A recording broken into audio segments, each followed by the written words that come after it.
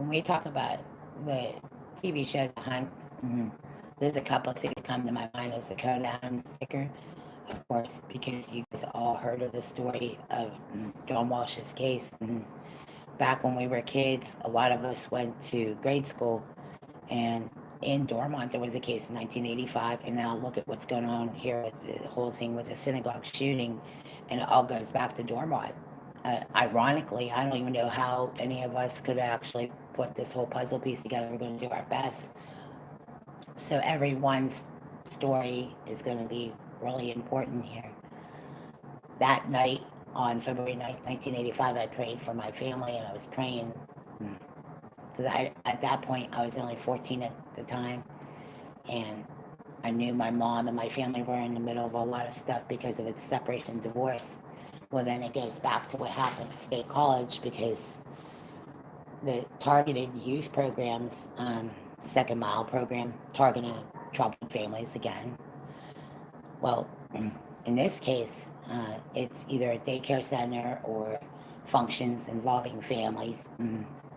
So that's where some of us did our homework and found Project Pennsylvania. And you can go to the shatterthedarkness.net site to get more information. So for what happened between February 9th and February 22nd, what makes this even more significant is leading up to those 2 weeks. We were looking for my sisters at the daycare center because it was little did we know, it was a front operation for missing children and trafficking and sex, drugs, and trafficking. Because if you go back to 2016, when he died, they actually exhumed bodies from the next building next to the old daycare center, meaning it was a shooting gallery.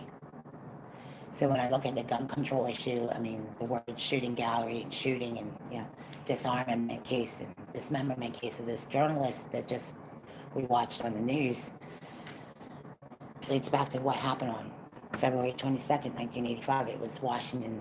It's Washington's birthday.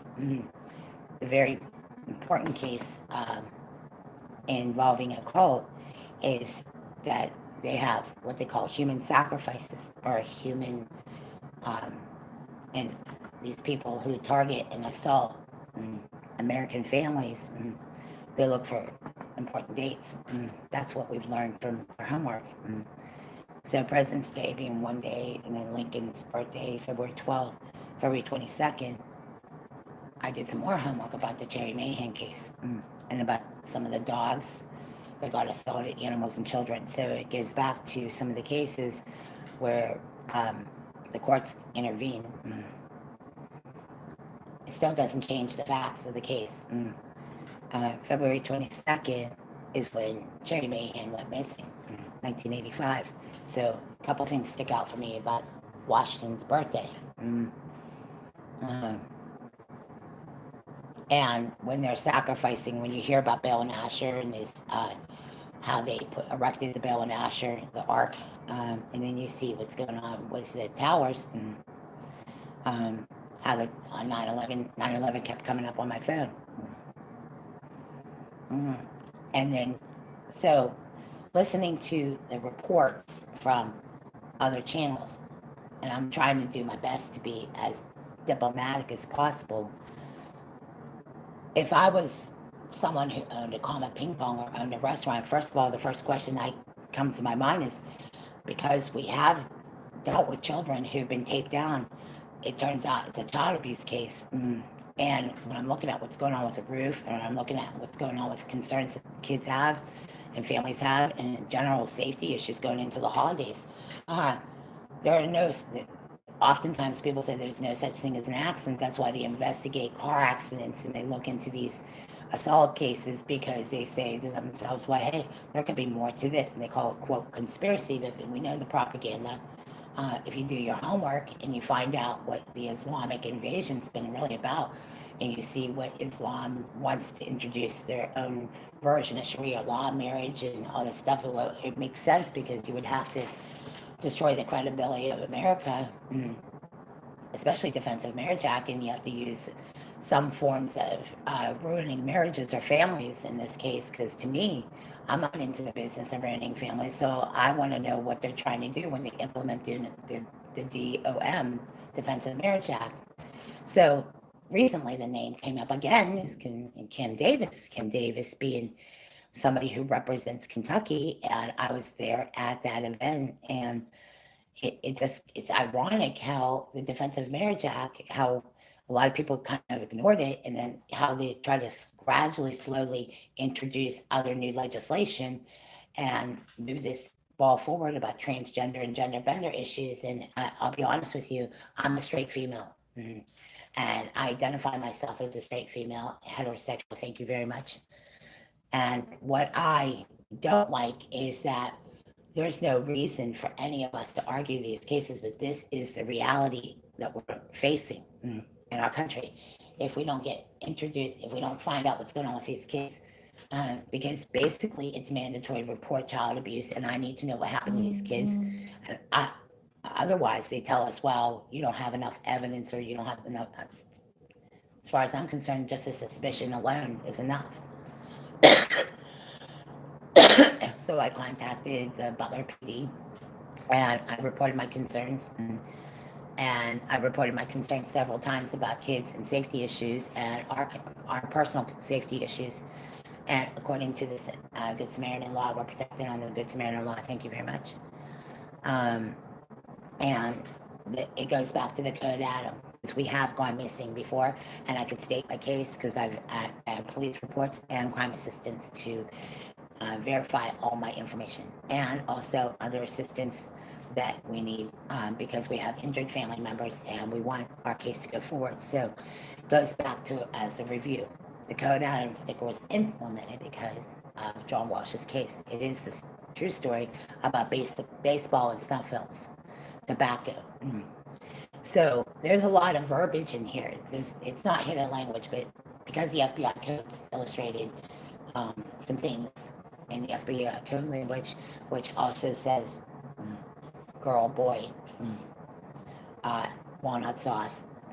It would just make sense that snuff films being tobacco, snuff, baseball, Code Adam. So that's one thing I would just want to address. Food and clothes and necessities and safety issues, while the flag, there's a lot of symbolism. So when I think of Trump, when I think of prophecy, I think that I refer over to prophecy news about the last Trump and the missing children issue in DC. I had a dream last night about a little girl. She was black, and I saw in the dream that she was trapped in between two rocks. I also just had experiences over the last couple of months having been able to find missing children and find out if these kids are okay. We have the backup of Minuteman Press, hopefully with their assistance, how to track down children, how to track them down and relocate and get children to a safe location. Because from all the other reports, Nick Mack and all these other programs, there's been a lot of controversy about their involvement in missing persons cases in Washington, D.C.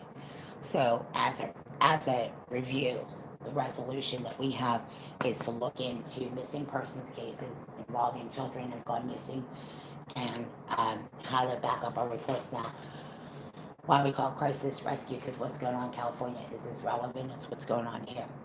How to relocate victims to a safe location. Well, I would refer over to detectives and police who work on those cases in that region.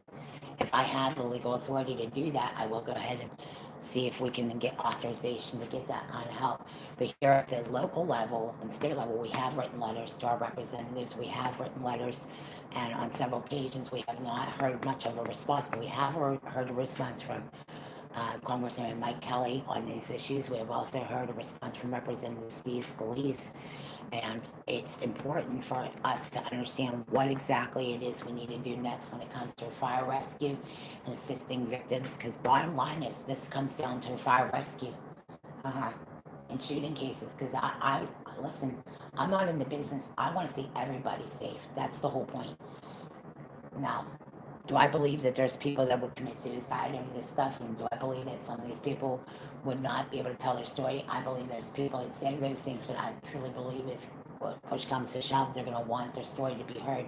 That's why it goes back to the Cherry Mahan case. Because in my gut feeling is that we wouldn't come back here to Butler County if I didn't think Cherry Mahan's case could be solved at some point. It is a mystery. These are unsolved cases. They are cold cases. Being the granddaughter of the attorney for the Pittsburgh Police, I just feel it's an obligation and it's calling that some of us get to the bottom of these get to the bottom of the Cherry Mahan case, so that some of us, not just because we could rest a lot easier, I hope and pray that these clues, if we're following our leads, that we could get to the bottom and solve some of these crimes. There are one unsolved crimes. I believe that there's probably a lot of leads that probably we might have missed or looked over. So working with detectives who worked on these cases in 1985, as you know, some of us were only 13, 14 years old. I'm 47 years old. I'm a U.S. Army veteran. I have not done this. I've worked with victims' cases before. I worked with Breonna Dennison's family. I also worked with the Jessica Lunsford case, and I've also worked with some people on cases. I've also been on debris detail, also with a job in Missouri, and mass casualties and debris detail. So when I hear about what's going on here locally and what's going on here when it comes to fire rescue, it comes down to missing persons cases in California right now, and cases right now here in our region. So these are some of the issues that come up for me. So who and how we get this all worked out is another story. So I hope by working together that we'll get to the bottom of not only old cases, maybe there's some more right now regarding current events and missing persons cases right now, right there in California. I believe there's 300 dead and 19 missing. So I don't know where we're at with it, but I pray to God if all of you work at some level, have some kind of crisis rescue, or know how to help somebody who's, things have been on the shelf. And I'm concerned. I'm absolutely not just concerned for my own personal safety, but the concern is other people in my family and other people around us. So it's risky to come out and say these things, but this is what we hear on the reports, and it's hard to ignore these cases. So referring over to www.shatterthedarkness.net and some other reports. Hopefully you guys can help us get the answers we need.